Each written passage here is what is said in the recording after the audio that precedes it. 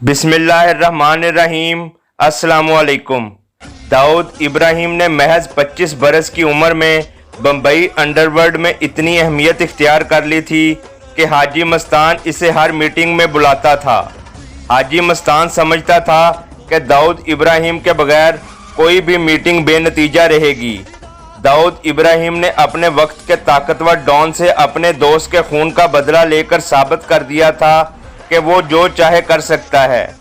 दाऊद इब्राहिम ही था जिसने senior police अफसरान को अपने इशारों पर नचाया। ये एक ऐसा काम था जो पठान ग्रुप अपनी तमाम तर दौलत और असर व रसूख के बावजूद अब तक नहीं कर सका था। ताहम अब पठान ग्रुप के साथ अमन मुआहिदा तय पा जाने के बाद दाऊद इब्राहिम को रोज़ बरोज़ के लड़ाई झगड़ों से छुटकारा मिल चुका था। वो समझता था कि कसम खाकर अहद करने के बाद अब किसी में हिम्मत नहीं कि अपने अहद को तोड़ने के बारे में सोच भी सके। दाऊद इब्राहिम अब पूरी तवज्जो कारोबार पर देना चाहता था। जल्द ही खालिद पहलवान के पट्ठों और दाऊद इब्राहिम के जहन की ताकत के मिलाप से इनके असासे बढ़ने लगे। बम्बई से दमान इलेक्ट्रॉनिक्स की चीज़ों से लेकर सोने चांदी तक दाऊद इब्राहिम के ज़ेरे असर आते जा रहे थे। जल्द ही दाऊद इब्राहिम ने गुजरात की जानिब भी अपनी जड़ें मजबूत करना शुरू कर दी। दाऊद इब्राहिम की धाक बैठती गई और मगरबी साहिली पट्टी पर इसके कदम जमते चले गए। खालिद पहलवान बाशु दादा का राइट हैंड था और स्मगलिंग के कारोबार में काफ़ी अरसे से काम कर रहा था। वो इस कारोबार की हर ऊंच नीच और हर गुर से वाकिफ था। इसने दाऊद इब्राहिम को ये गुर सिखाने में ज़र्रा भर कंजूसी से काम ना लिया। इन तमाम कार्रवाइयों के दौरान उन्होंने मुसाफिर खाने को ना छोड़ा।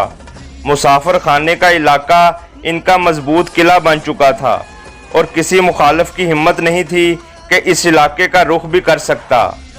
दाऊद इब्राहिम दुबई के चक्कर भी लगाने लगा और दुबई के शेखों से इसकी मुलाकातें होने लगीं। दाऊद इब्राहिम को शेखों की दुनिया की चकाचौंध बहुत भाई, लिहाजा दाऊद इब्राहिम का म्यारे ज़िंदगी बुलंद होने लगा और इसके हलके में भी खुश लिबास और खुश गुफ्तार लोगों की तादाद बढ़ती चली गई। अब इसकी मुलाकातें गली के गुंडों से नहीं बल्कि करोड़पति शेखों से हुआ करती थीं। दाऊद इब्राहिम ने बम्बई पुलिस और क्राइम ब्रांच को अपने हाथ थले रखकर अपनी पोजीशन को काफ़ी मजबूत बना लिया था। गुजरात के साहलों का रुख करते वक्त दाऊद इब्राहिम को अंदाज़ा था कि आलमजेब और अमीरजादा पठान ने पहले ही अपने हेडक्वार्टर वहां बना रखे थे।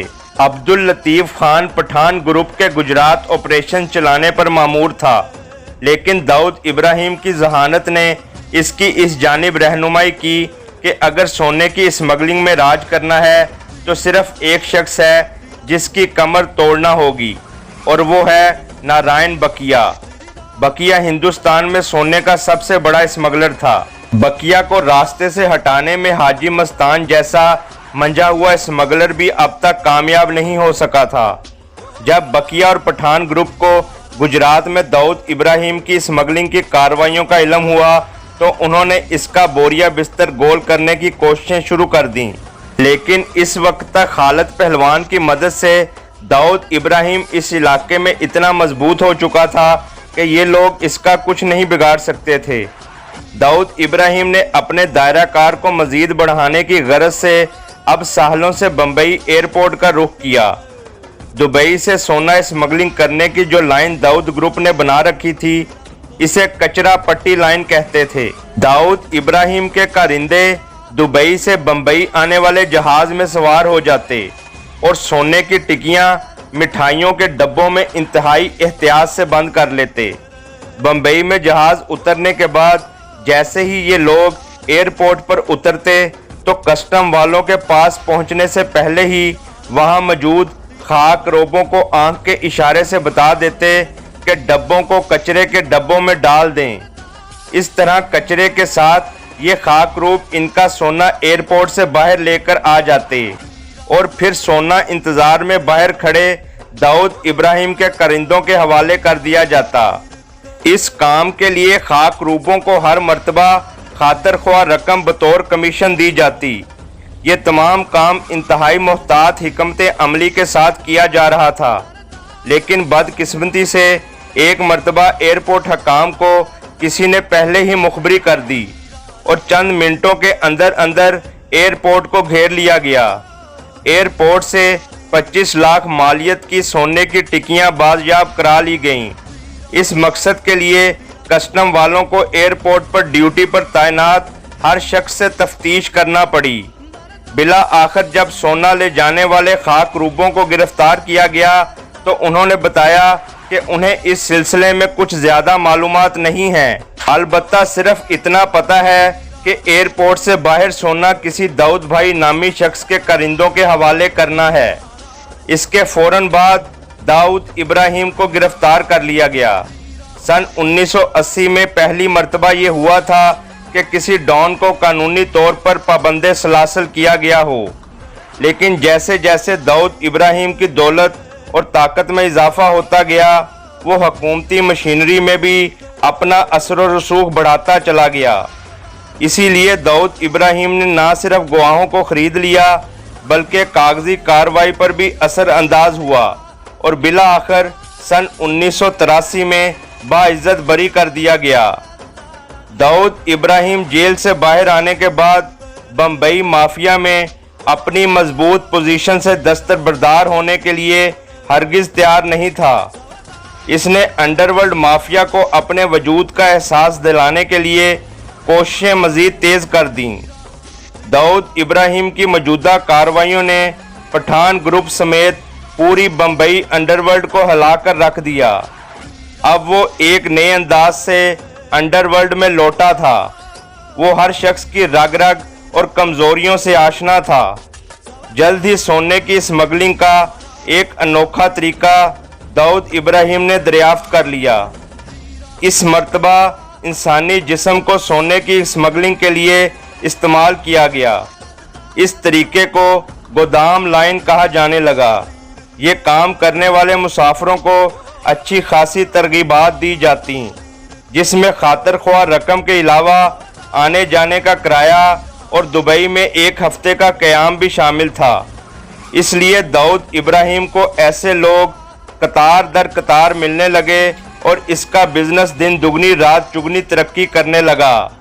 بمبئی 3 اور بمبئی 9 کے کئی لوگ اس طرح سے دبئی کے چکر لگا لگا کر مالدار ہو چکے تھے۔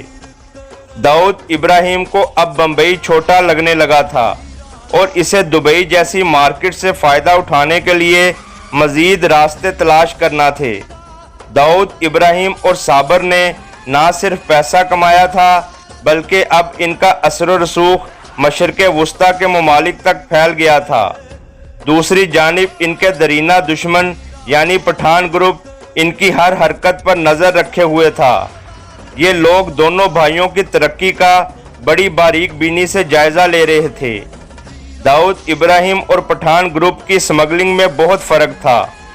پٹھان گروپ گجرات، دیو اور دمان کے ساحلوں پر اترنے والے اسمگلنگ کے سامان میں ڈیل کیا کرتا تھا، جبکہ داؤد ابراہیم اور صابر مال لانے اور لے جانے کے تمام آپریشنز کنٹرول کیا کرتے تھے۔ داؤد ابراہیم عربوں سے براہ راست بات چیت کیا کرتا تھا اور چیزوں کے ریٹس بھی مختص کیا کرتا تھا۔ آپریشن کو منطقی انجام تک پہنچانے کے لیے بھی داؤد ابراہیم آخری لمحات تک آپریشن پر نظر رکھتا تھا۔ ان باتوں سے اسے دوہرے فوائد حاصل ہوتے تھے۔ ایک جانب تو آپریشن کی کارروائی پر اس کی گرفت مضبوط ہوتی اور دوسری جانب دیگر لوگوں کے مقابلے میں داؤد ابراہیم کا منافع کئی گنا زیادہ تھا۔ پٹھان گروپ اب تک داؤد ابراہیم کے انداز میں اسمگلنگ کرنے میں ناکام رہا تھا۔ اپنی بہترین کوششوں اور مالی و جانی نقصانات کے باوجود وہ اسمگلنگ پر داؤد ابراہیم کی گرفت توڑنے میں ناکام رہا تھا، کیونکہ وہ ان ٹیکنیک سے محروم تھے جو داؤد ابراہیم اور خالد پہلوان کے پاس تھیں۔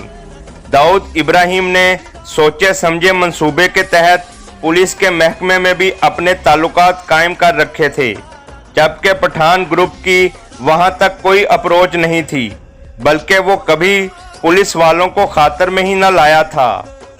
داؤد ابراہیم کی مسلسل ترقی اور اپنے مسلسل نقصانات کی وجہ سے پٹھان گروپ میں داؤد ابراہیم کے لیے حسد और मुखालफत बढ़ती चली गई। अब वो लोग ये सोचने पर मजबूर हो गए कि हाजी मस्तान के घर पर किया जाने वाला मुआहिदा दरअसल दाऊद इब्राहिम को दुबई और मुकामी मार्केट में कदम जमाने के लिए एक मौका फराहम करने के लिए किया गया था। इस मुआहिदे की बदौलत दाऊद इब्राहिम सिर्फ 1.5 साल के अरसे में बम्बई अंडरवर्ल्ड माफिया और दुबई में छा गया। इस मुआहिदे से उन्हें ज़र्रा भर भी कारोबारी फ़वायद हासिल ना हो सके थे।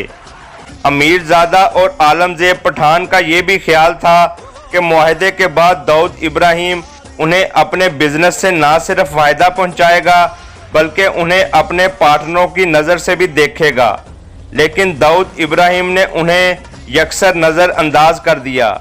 इसलिए अब इनके लिए इस मुकद्दस मुआहिदे की खिलाफ वर्जी करना जायज़ हो गया था।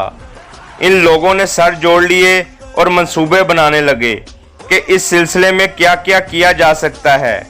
उन्हें अंदाज़ा था कि खालिद पहलवान की हैसियत दाऊद इब्राहिम के मैनेजर की सी है, इसलिए इनका ध्यान इसकी तरफ कुछ खास नहीं गया। वो लोग दोनों भाइयों यानी दाऊद इब्राहिम और साबिर को निशाना बनाना चाहते थे। इस नेटवर्क को तोड़ने की यही एक मौसर तरकीब हो सकती थी। जारी है।